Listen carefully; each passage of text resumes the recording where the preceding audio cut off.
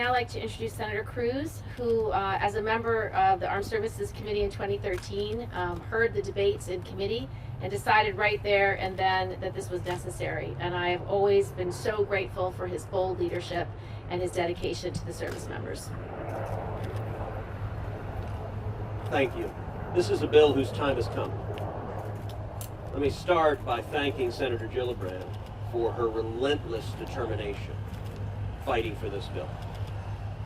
As she mentioned, when I was newly elected to the Senate, she and I were serving together on the Senate Armed Services Committee, and I went in to a hearing on this topic with an open mind, not knowing what I thought the right solution was. And there was a vigorous debate. You know, at times people chuckle and suggest debate in the Senate is all theater and not real discussion. I can tell you that debate was a real debate.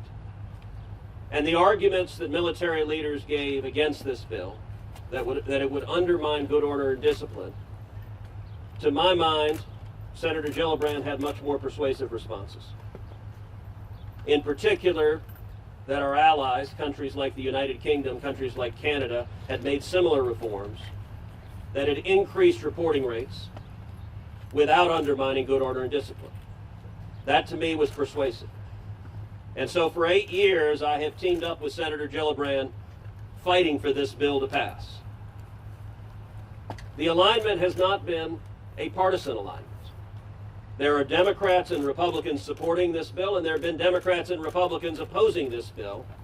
And Kirsten and I have sat there with whip sheets, she whipping more on the Democratic side, me whipping more on the Republican side, but focusing on who could be brought over to support this bill. And it has been steady and it's been incremental.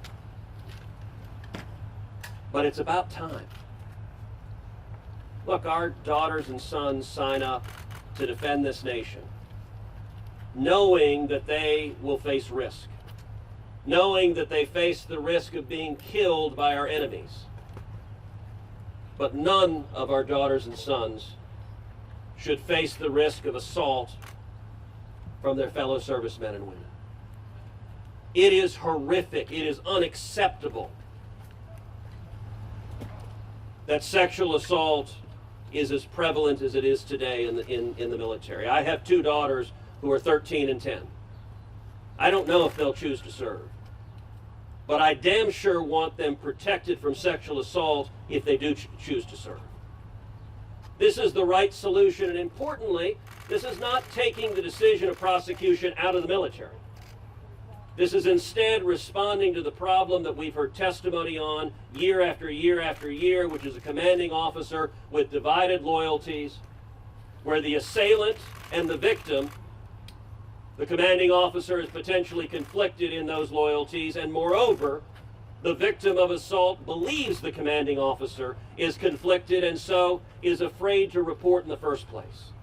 And this bill makes a simple and common sense reform. It moves the prosecution to a military prosecutor outside the chain of command. It remains in the military, but it's a professional prosecutor who makes the decision on prosecution. I believe passing this bill will increase the reporting rates, it will increase the deterrence, and that will decrease, and I hope substantially decrease, the rate of sexual assault in the military. Let me say also, the fact that Senator Ernst is here today is a big deal.